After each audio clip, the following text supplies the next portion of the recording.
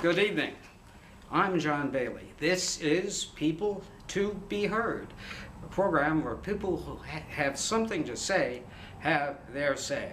And tonight, you've got the billion-dollar broker, Jackie Teplitzsky of Douglas Elliman Real Estate. And we're interviewing her after the Bronx Westchester chapter of the National Association of Hispanic Real Estate Professionals, who is represented by the Director of Business Development for NARA, Armando Tam.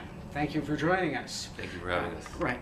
And she addressed the Latina of Influence Empowerment Breakfast at the Cambium Condominium in Marshmont, where I'm speaking to you from, where she spoke to more than 60 members and guests on her career and ways brokers can find their niche in the competitive real estate industry. And first of all, about 60 Latina women attended this morning, Ms. Teplitzsky. And how do Latina women in today's world become empowered and influence people? Well, I think that first of all, Latina women have to believe in themselves. And they have to believe that they can make a change for themselves and they can make a change for their communities. Women have a lot of power because they are usually in charge of the education of their children. They're usually in charge of the education of whoever is around them. So they can make a lot of difference in their own communities and in their own families and in their own businesses. And they have a lot of influence in the happiness of their significant other. Well, what? Let's not forget that. Let's get that message out. Let's not forget that part. Right, exactly. And what do Latina women aspiring towards a business career have to do to be taken seriously in today's rapidly changing business climate? Well, I think that one of the things is that they have to become a little bit more educated. I think that we as Latina women have this tendency to stay within our family and not so much to expand our horizons beyond our family and our profession. Real estate is not really about real estate, you know that. Real estate is about, we are therapists, we are economists, we have to know everything that is happening in the world, in a very changing world, as we all know, on a minute basis. And the problem sometimes with us is that we have a tendency to being very sheltered in our own communities.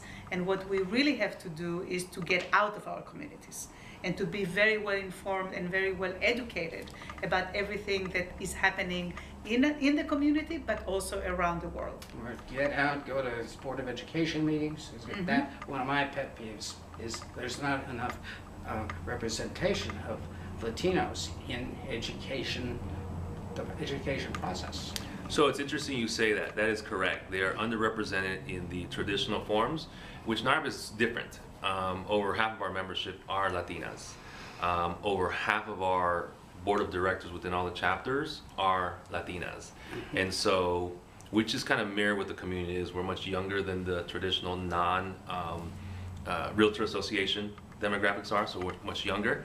And it's a trend that we see that's going to be around for a long time. So when you have mentors like this, it just opens up the opportunity for Latinas to absorb that education. And isn't NAREP now almost like a lobby a group? So we're that you will lobby for laws related to. Yeah, so we're a nonprofit business trade association, and so we do the education of our consumers and our membership. But you know, we also have a lobbying arm as well that we go to DC and we talk about the issues that affect the Hispanic community. Yeah, and you're taught terrific at the breakfast today. You really, I mean, people were hanging on your every word and you were engaged. It seemed like it was 20 minutes, but it was quite longer than that because you were such a great speaker. And what are some of the stories you have heard from the women here today or in your experience about their experiences in forging a Westchester, New York real estate career? What is their niche? So I think that their niche is the local community, but they also struggle sometimes with balancing what I call the balancing act. You know, everybody asks me about the balancing act. How can you be a good mother and a good businesswoman, and you know, and not to feel guilty that you're not enough of a good mother or that you're not enough of a good businesswoman. And I say that you don't have to make a choice, you know. I think that you have to create your path from the beginning, and your children have to be almost like part of your business. Like in my case, you know, from the time that I think my kids were born, they knew that I'm in real estate, and they knew that that was part of their lives, and I was not going to go to every soccer game or every little league game because I work. That's your business. That's my weekends, business. right? But they now, fast forward, now that they're older, they feel very proud and they feel very honored that they actually got to be raised by a woman in the working force. Is the Latina woman needed more in today's world, and particularly real estate? If so, what? Yes. Real estate is a people-to-people business, and women have the tendency, I think, to be a little bit better than men with the relationship, and they know how to read between the lines better than on the line. Nothing wrong with And that. that's something that you know, women are very good at, and that's why, and real estate is about people's homes, and usually the woman is the homemaker, so that's something that is very close to their heart. And by influencing that and trying also to move the community to, you know, buying better homes in better areas where there are better schools and all of that, this is like a chain reaction. So they basically elevate themselves and they elevate the whole community around them. And from what I understand, the realty business in the area really needs the Latino touch. They're looking for folks. I think what we call at NARP is the cultural nuances. Yes. You know, people who speak and can mirror the community they're serving. You know, for example, the story I said earlier, when my parents were buying a home, there was no Hispanic agents. So they had the kid translate. And so had I not spoken the language, it would have been that much harder. And who knows, right? But as the Latino community continues to grow, the challenge we see is to support that growth with professionals. And so that's why organizations like NARP want to empower these people. We want to provide opportunity, but also the educational resources too. People are making the most important financial decision in their life. And so we want to make sure that our members are very well knowledgeable in that industry. Ms. Teplitzsky, has today's selling of real estate changed dramatically? Completely. I mean, we have to even rethink about our role as real estate agents. You know, our role was to find the property, the right property for our clients. Our role is not any longer that. They can find their own home. They go on the internet at midnight. They are 24/7 looking at the internet. We are not going to be 24/7 looking for one person, you know, but they look for themselves. So we are more now advisors, okay? We are in a different role, in a role that if a client says to us, okay, I'm debating between this house and this house and this house. Tell me, what are the negatives and positives of this one? What are the negatives and positives? And help me making a decision. So our role is not any longer to find people a home, like in all the, you know, like the advertising, you know, oh, let me find you a home. Not any longer. Right. Now, are more customers and executives of Latin descent in today's market than before? Because your talk suggests that there is tremendous opportunity selling to Latinos, Brazil, in Miami, and of course the metro area. Correct. Certain parts of the country you have more penetration as far as transactions to foreign nationals. La Jolla, Coronado, Brickell, South Beach, Orlando, some parts of Texas and stuff. So we do see an influx of that because our members will tell us that there's a demand for it. Do you see that? Yes, I see that, and I also see that you have to understand that also we are in a different generation. We have now the next generation of college-educated kids that are coming from basically the family that immigrated here, that maybe did not have the college education. They are completely bilingual, but it's not only about being bilingual. What I think is about understanding the culture. So that next generation understands the culture of their parents, but they also understand the local culture, and they make that bridge. And by making that bridge, they're actually advancing everybody else. So I think that that next generation is going to be even much more successful than our parents, grandparents' generation in real estate and in the economy. And look, the Hispanic population in the United States of America is booming. I mean, what is the percentage now? I don't know the exact number. What the Hispanic population within the United States? The population continues to grow up, and more importantly, they're the drivers of home ownership. So any other population has declined over the last 5-10 years. Latinos continue to increase their home ownership share, and that's what she's talking about. The more we continue, the more assimilated our culture becomes. Okay, so if I'm a Latino woman or a Latino man wanting to get into real estate, how do I convince that basically, let's be blunt, the white realty industry in Westchester, Bronx, and Manhattan, to say you really are missing an opportunity by not hiring Latinos? How do we do that?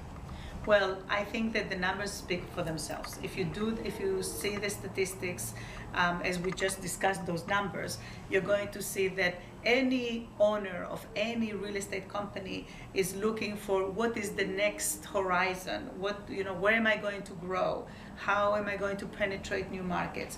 Well, the only way to do that is to basically hire people that know those markets and actually got into that. I can tell you that our CEO, Dottie Herman, is a huge advocate of the Hispanic market, and she and I have had many conversations about getting into that market and having a larger presence. That's Douglas Elliman. Yes. Right.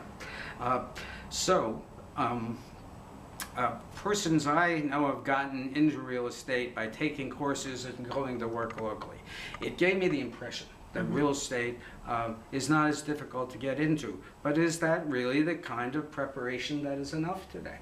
So you are right. Yeah. I mean, I would say the threshold or the requirements to get your license is not that difficult. The problem is who actually survives and actually who makes it. So I think that what we have to do as an industry is we have to focus much more on education. We have to focus much more on coaching and training the next generation in order to improve, the competitiveness of our industry. Yeah. How many homes and what kind of homes, condos, apartments are being sold to the Latino market in Westchester, in the Bronx, and New York areas? I defer to you. Yeah, no, I think across the country, the majority will go into their first, Latinos primarily, their purchase of home is the first time home ownership, right? The first time they're buying. So they are probably overbalanced on the condos as the first step into buying that. So what are the trends happening in New York real estate now? Are Gen Xers being forced to come up to Westchester and the Bronx? Or for affordable rentals, condos? What is the trend? Look, I mean, the trend, still the young, people that are starting their first job or second or are into their second job, I mean, they want to be as close to the city as possible. So, I drove here from the city today and it took me 35 minutes, which is amazing, correct? So, I think that this is a great opportunity for younger people to be moving up here. That is a little bit more affordable, but look at this, we're sitting in this beautiful unit. So I think that it can be a great option for people to come here. People look for jobs, and that's the main thing. They look for jobs and affordability and transportation. So as long as you have those three, you are going to see people moving to those areas. Yeah. So the Westchester mantra that they are depending on persons moving up from the city to live, in your opinion, as the expert, they're right. Yes. They're going to come on up, and so fill up all our White Plains apartments. Exactly. Exactly. Are the banks being more friendly in granting loans to the Latino community, or? I think the trends speak for themselves. Latinos continue to increase every year on home ownership. So we don't see too much of a difference. Obviously, the biggest challenge right now is inventory. So not credit barriers. So, the Latino, they're treated the same. Usually have 20% down on a mortgage. The majority of the mortgages in the Hispanic community are FHA. FHA. Okay. Now, you're going down to Miami after you do this interview to address folks from Latin America, Brazil, and is Florida real estate still attractive? Yes, it is. Well, Florida, when we say Florida, Florida is a big state. So we have to be very specific about Florida. So I want to say, look, Miami is really the capital of Latin America. So every single bank in Latin America has an office in Miami. So because of that, and because Miami, as I said in my speech, is not really a part of the United States of America, it's a very friendly environment, and people will always go to Miami, also because, of course, of the weather, but also because of the proximity to Latin America. It's almost like I say that there is a shuttle service between Latin America and Miami, like the number of flights that you have from Venezuela, from Colombia, from Brazil, from Chile, from Argentina is enormous. And people go there for 4 days, and it's not like it's a short flight. But people do that because they love Miami. Mm-hmm. And do you feel that they are looking for real estate all over the country to smart with them? No. The Latin people that come, still their priority is going to be from Latin America, is going to be Miami, is going to be New York, and it's going to be the West Coast, Los Angeles. Mm-hmm. Now, do we lack inventory in New York and Florida for luxury top-end property? No, not now. No. The market has changed. Mm-hmm. So in Miami, you do have right now a built-up in inventory, which brings together opportunities. So you can actually get very good luxury apartments for less than you could like 2 years ago.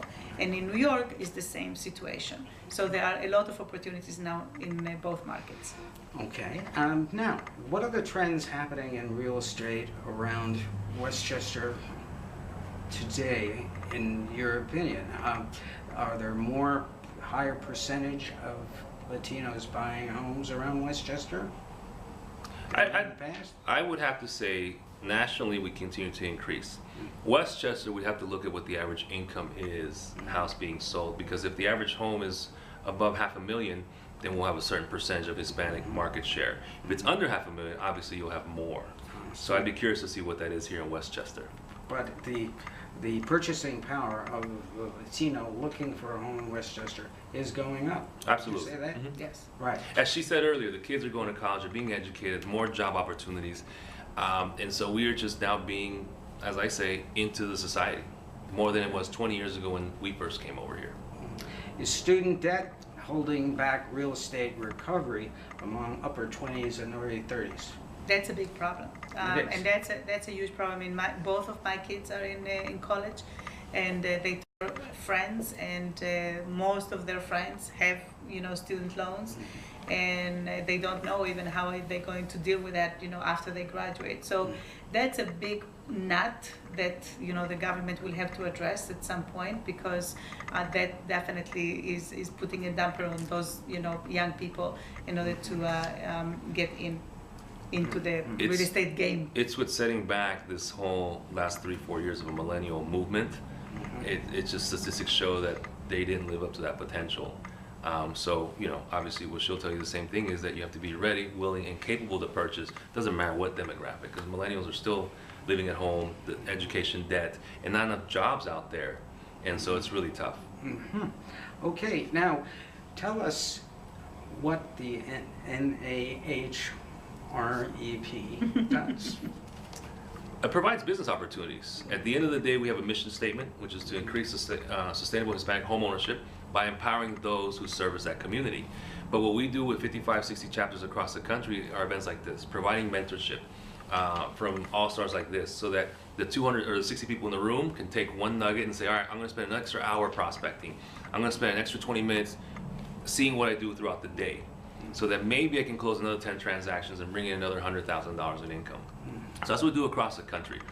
Why? Because then we have a wealth project to show them how to truly live and invest their money to create more wealth. Yeah, So that's you what we have do. chapters from Brooklyn, the Poconos, and let's see, Queens. Yep. Right, at the breakfast. Just today, yeah, and then tomorrow I'm going to be with the Manhattan chapter as well. And how does one get in touch with the NAHR?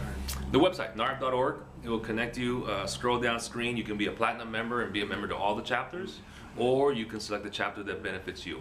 Okay, and any information on a Latina or Latino wanting to explore real estate, who do they call?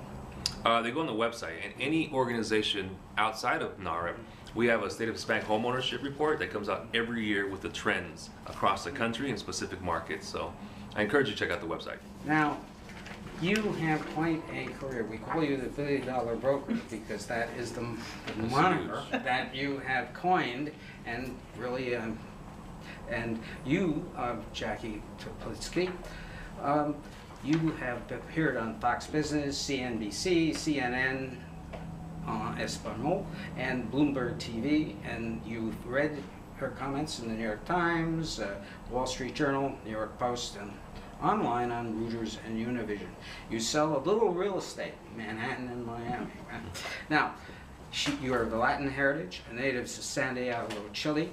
She was raised in Israel, served in the Israeli army, got her start in the international travel business in Spain, rose to senior level executive with international company there, and applied your global experience to real estate, working for MLBK, the Corker Group, and joined Douglas Elliman in 2003. You've been working for them for 13 years.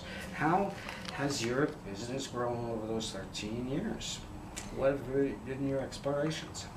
So, well, definitely the business have grown, but also the competition have grown. So, you know, the problem, I think that our challenge right now is that people that started in the business, like me, 20-some years ago, how do we keep current? How do we keep competing with the newcomers that, you know, they have, you know, different ideas, they are innovators, they are more of the digital age. So one of the things that we have to do is to stay on top of our game all the time, which is not easy. So what you have to do is you have to get people also to join your team that are of that generation, and that's something that I changed during the last 2 years.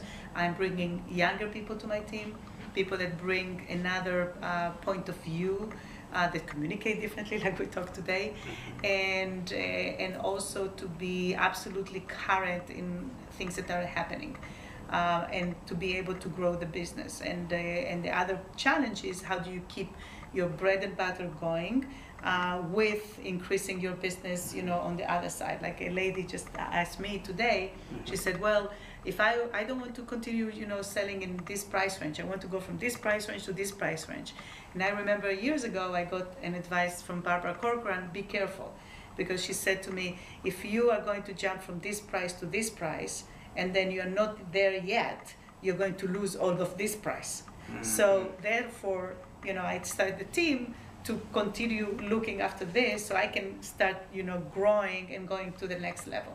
So I look at myself as the, you know, in a train. You know, I'm the how do you call the one that, you know, that pushes The conductor? the conductor, the Right. conductor of the train. Yes. And you also pointed out in your talk when to figure out whether you want to add staff. Correct. You're starting out. Could you Yeah. just capsulize that? Yeah. Not only when, but what type of people you want to bring on. It's not about the quantity, it's about the quality and what you need at a certain point. You know, it depends on where you're going. If you are growing more in the Latin American market, I need people in my team that speak Portuguese, that speak Spanish. I cannot just have everybody speaking only English. If I want to go into the Russian community, so I need... That's coming. Yeah, exactly. So I need somebody that, you know, understands that culture. So it all depends on what your goals are and how do you want to get there, that you have to put all the, you know, the stones in the right place. Now, one thing that I personally drew from your talk today was the enormous amount of personal commitment Yes. to run your own business. Yes. Hard work. Yes. You know, there are no shortcuts. You know, I love this new generation. I have a little bit of a problem with the new generation. Me Because the new too. generation wants to have fun, they want to work less hours, they want to have a lot of leisure time. And I say, well, that's all great. It depends how much money you want to make. You know, I always say, hey, there are people that make $50,000 and they are very happy. And there are people that make $50,000 and they are very unhappy. So you have to make a decision how much money you want to make in order to be happy. And you pointed out in deciding what you needed to expand your business is that you do more of what you do well and parcel out the other stuff that is taking away from your time doing what you do well. Exactly. And the delegation is the name of the game. I mean, I'm a control freak, I admit it. You know, it's like I admit it completely, but I know that I have to let go and I have to allow for mistakes. And even though that I get very frustrated sometimes if a person makes a mistake, and I'm a very perfectionist, but I know that I cannot do everything. So I have to give, you know, the leeway to other people in my team to make mistakes, to correct them, and hopefully they will not make them again. We're coming to the last few minutes of the program, and we'd like you to first of all, well, tell us your message out there to Latino women, Latino men, as to what you would tell to them facing these uncertain times and also great opportunity times for the Latinos.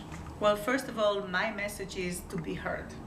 Don't complain about things and don't do anything about it. If you are not happy with something, you have to voice out. If you're not happy with something, you have